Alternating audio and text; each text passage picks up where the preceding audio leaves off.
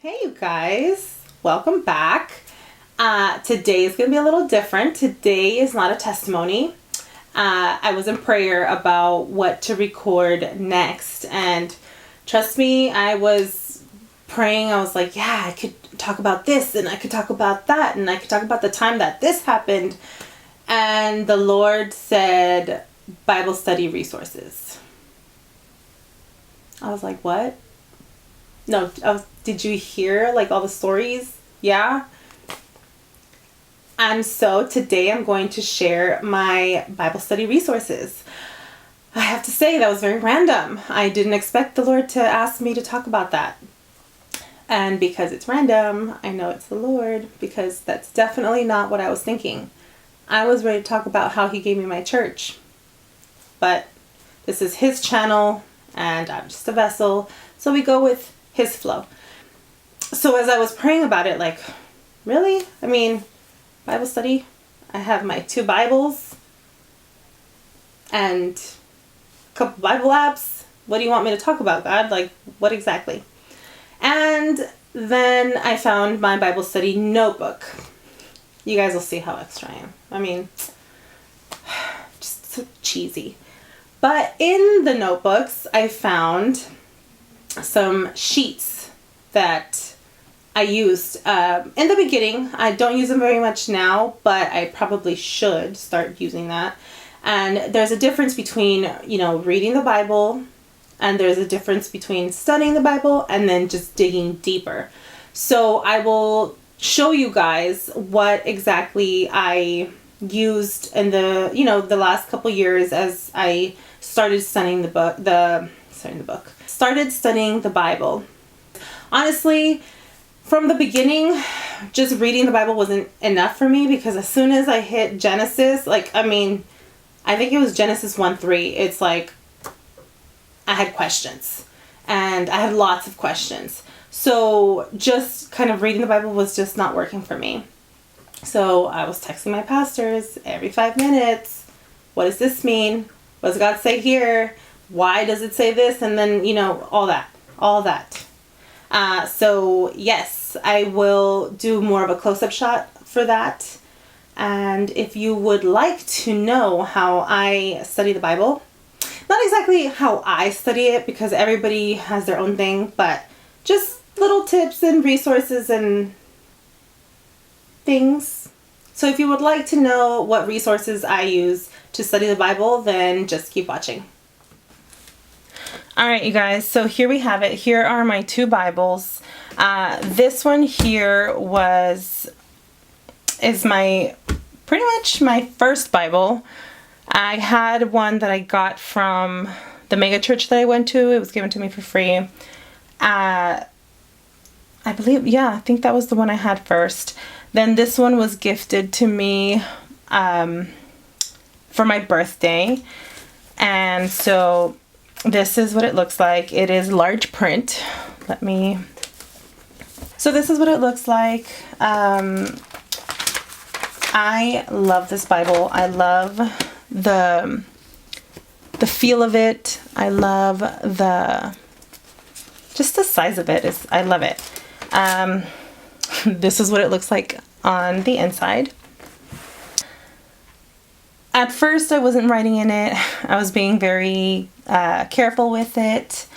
As time went by, I realized I need to write in it. So I did start with little sticky notes. Here are some of the questions I had, or just little things that I wanted to write out. This is it. Nowadays, it looks more like this. I have highlighted. I have stuff written all over it. Yes, definitely not as cautious as I was before, but I'm able to really dig in. And yeah, I love it. I love this Bible. I will link it down below. I've written many notes. This highlighter right here, I wanted to show you guys, if I can find it, is this one. So this one right here as you can see. I got this at a store called Daiso Japan. I don't know if you guys have that where you are, but I'm sure you can find it anywhere. If not, there's always trusted Amazon. And it's a pastel color. There it is. And I'll show you on here. Let me see if you can, what it looks like. They did have other colors. I like this color. Once the quarantine is over, I'll probably go get more. And I'll show you the back side. Nope, this is highlighted. Well, I'll show you here. So here I have it on this side, and this is where it is on this side, and it does not transfer. It does not go through. So if I can find these online, I will definitely link it down for you guys. This is probably my favorite to highlight. I don't use regular highlighters on my Bible. I just think it's too bright. And the pencils I use are these. These are the Papermate Ink Joy. I bought the set, so they just come in multicolors. So yes, these are the pens. These are the pens. And they're clicker pens. And these also, this one does transfer a little bit. I don't know if you can see here. You see this here. That is from the back side. That is from here. So it does transfer through. I really don't mind that in particular. So yes, but this is a great Bible. I love this Bible. I want to show you the print and compare it to this Bible, which was gifted to me for when I baptized. This was gifted to me when I baptized, and this is an NK, New King James Version. New King James Version. So it's definitely different. This is very small compared to this writing over here, just because it is smaller. As you can see here, it is a little smaller. So I'll take this one. This one's very pretty. I love the feel of it. I love the look of it. I think it's so beautiful. I love this Bible. Now, the next one is this one, my study Bible. This one I also got for my following birthday, which was last year. And it was brand new. They had just released it from, Zondervan. I will link this one down below as well. I was looking for a study Bible, and this was awesome. I love this Bible. I'll show you guys here. So here we have it. It's the table of contents, and it'll name the books, and then it says Spotlight on Genesis 1, Spotlight on Exodus 74, well, the page 74. So it has spotlights, and I'll show you guys what the spotlights are. I love the spotlights. This Bible has so many things that I feel fit what I needed during this time as a fairly new believer. I have some tabs here that I wanted to kind of go to. So this right here, so it says Harmony of the Gospels, and it's a chart, and it says date, event, location, and then the Gospels. I just think it's really cool. It's introduction to Jesus Christ, then birth, infancy, and adolescence of Jesus and John the Baptist, truths about John the Baptist down here. And it has really cool, charts for you to kind of go back to and reference. Then the beginning of, let's say, we're going to go to the book of Romans. Here's the book of Romans. It'll talk to you about, kind of give you a little background on each book of the Bible. It'll give you an about portion. Right here, it'll talk about it. And then it'll give you key verses from the chapter. And then key teachings from this book. Not the chapter, the book, sorry.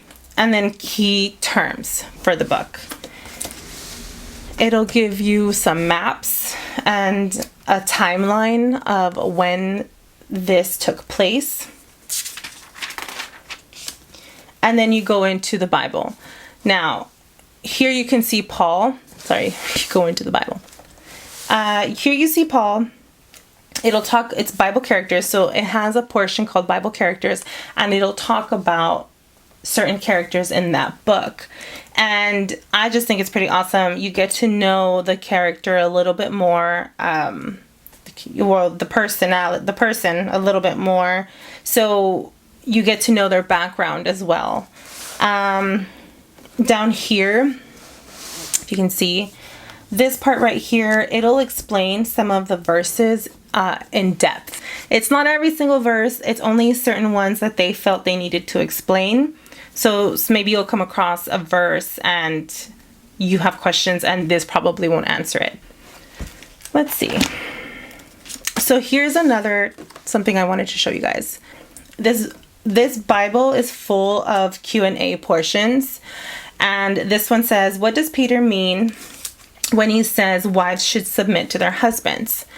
So it'll go in depth of what it truly means to submit to your husband, because I think for a lot of us, at least I know for myself in the beginning, before I was a believer, I had such an issue with submitting to the husband, because in this society, women are completely independent, we're feminists, all that, we can do everything by ourselves and we don't need a man and all that stuff, so this is pretty cool. The Q&A portion in this Bible is really awesome. Here's another one. What happens to a Christian between death and the day of judgment? So then it'll kind of go into that in this part.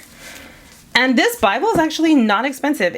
I purchased it for about $25 or so. So I thought it was a great purchase. I highly recommend it.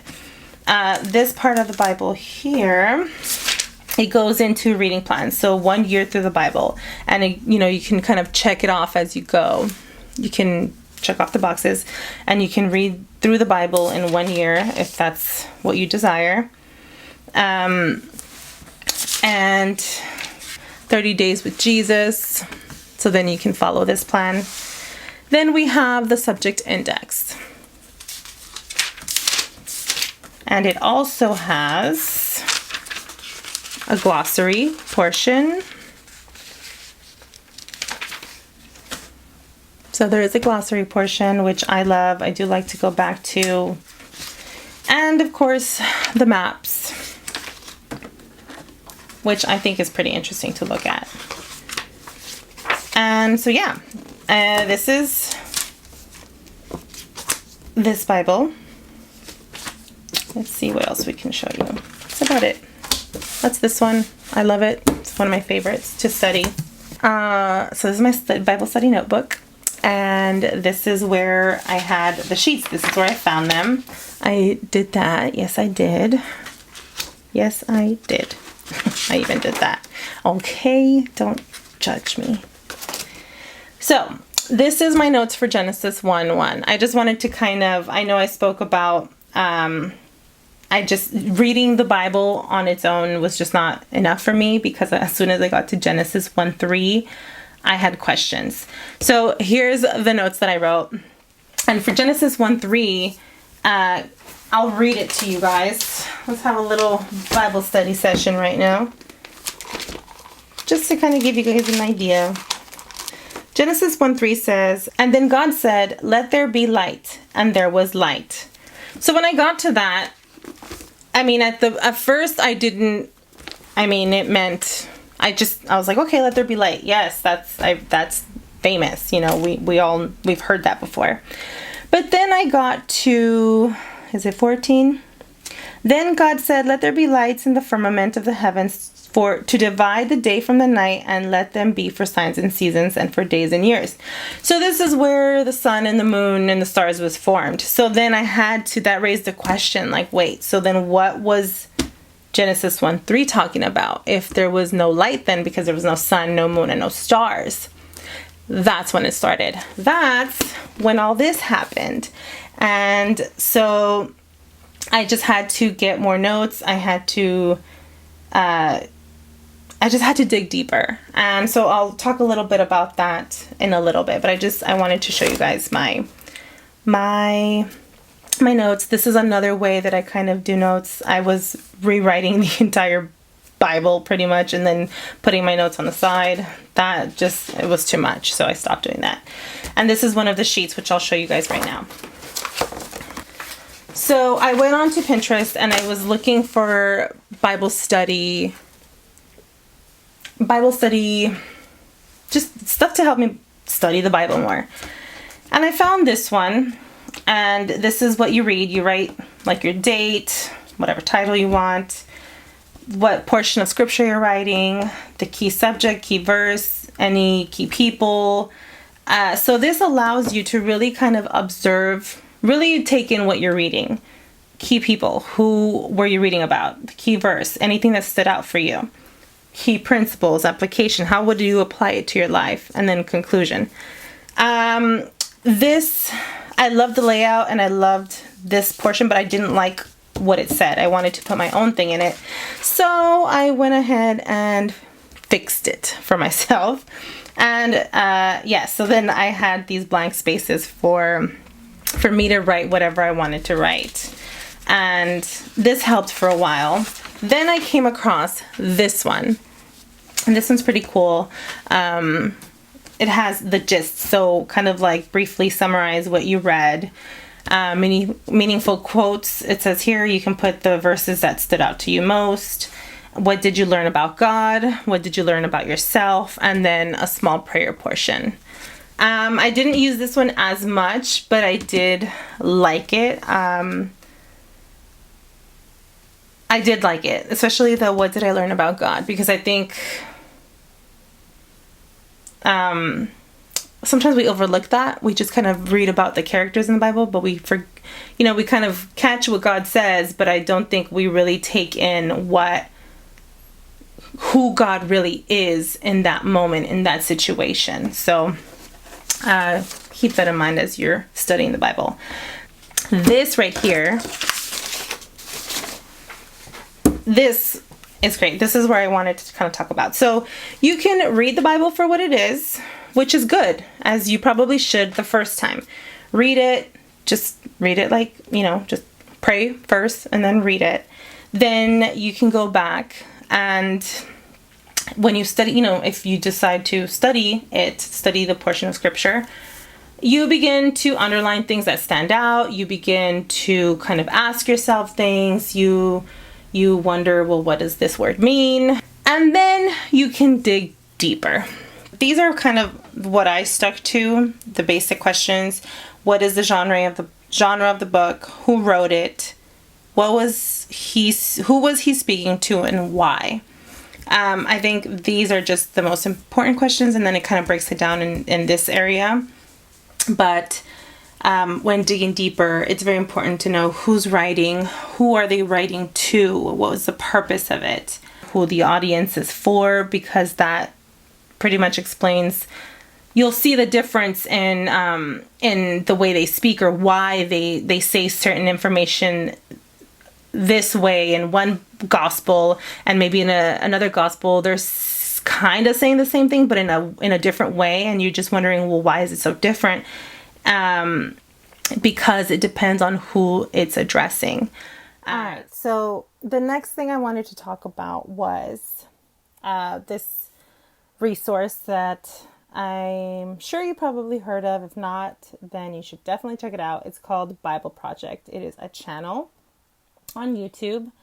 And I honestly haven't checked it out. I haven't gone on here in a while, but it is such a great resource to kind of get that background information of certain of the books that you're reading. It might look like it's for kids, but I think it's just to better visualize things for those that learn better visually. They do kind of talk fast because their videos are fairly short, so they try to fit in as much information in the short videos. But as you can see, they talk about everything. And I really like it. I like to watch these videos just to kind of get an idea of what I'm going to dig into. And yes, so let's go into the apocalypse. It's the end of the world. The moon turns to blood, mountains crumble, mutant locusts swarm. These are just some of the strange images we find in parts of the Bible called apocalyptic. And while most people think the biblical word apocalypse means the end of the world, it actually doesn't mean that at all. So let's talk about how to read apocalyptic literature in the Bible. Okay, so I'll stop it there. Just to give you an idea of what the Bible Project is about. I really like it. You guys should check it out. I'm sure it'll help you understand or visualize things from the Bible. The next one is YouVersion Bible app. I really like this Bible app. And it gives you a verse of the day, and it gives you an image. And then it even has like stories now, which is kind of cool. Right here. Oh, you could obviously go to the Bible. And what I like to do with this one is actually check out the different versions of the Bible app, because sometimes in the NIV that I'm reading, I'm not getting it. I'm not understanding it. So I'll come over here and I'll probably try the amplified version. And I'll just start going through all the different versions and reading it in the different versions to see if I understand it better that way. Also, it has Bible plans, which I like. I don't do them often. It's all about, I guess, the season I'm in or the week that I'm in. There's some weeks that I'll do it like a whole 1 or 2 weeks in a row, and then I can go not months, but a month without doing any plans. With this, you can also do a plan with friends, which is pretty cool. It can be a group of people or just 2 of you guys, and you can even chat about what you've read for the day at the end of the devotional for the day. And yes, also the search portion. Maybe you're looking for something, you remembered a verse that has a word or two, or maybe you remember a phrase, but you can't remember where that verse is. You can search it and it'll send you to it. So for example, I was looking for "it is a fearful thing," and then there it is in NKJV. So this is definitely a resource that I am always going back to. I go to this pretty much on a daily basis. And the other one that I go into is BLB, Blue Letter Bible. This one I go for text commentary. So what's really cool about this app is that you can do a parallel thing. So you can pick, let's say you don't understand King James Version, because I don't. You can have King James Version on one side and then the NLT or the NIV on the other side. I here have it with NIV and then Reina Valera, which is in Spanish, which is like the Spanish version of the King James. So it's very difficult to understand sometimes, but in Spanish it just packs a punch. So I like to sometimes read it in Spanish if I just didn't get the right message across from the English. You just feel the power behind the verse more in Spanish sometimes than in English. So that's just what I'm trying to say. But for example, I'm in Genesis 3, God said, "Let there be light," and there was light. We can go to the text commentaries. You click on a verse and it takes you to this part here. And you can actually listen to it through the narrated audio, which the other Bible app has as well. And then it has the text commentaries. So it'll take you to this page where you can kind of see what each of these preachers or teachers has that can help you with the commentary. Matthew Henry, chapter 1.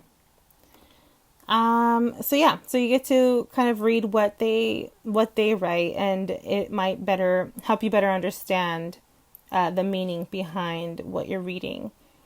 I would say that you pray about it and ask the Holy Spirit to give you guidance and discernment and give you that understanding. Anyway, yeah, okay. So that is the text commentaries. This is a great resource for you guys that are digging deeper into the Word of God. I highly recommend this Bible app as well.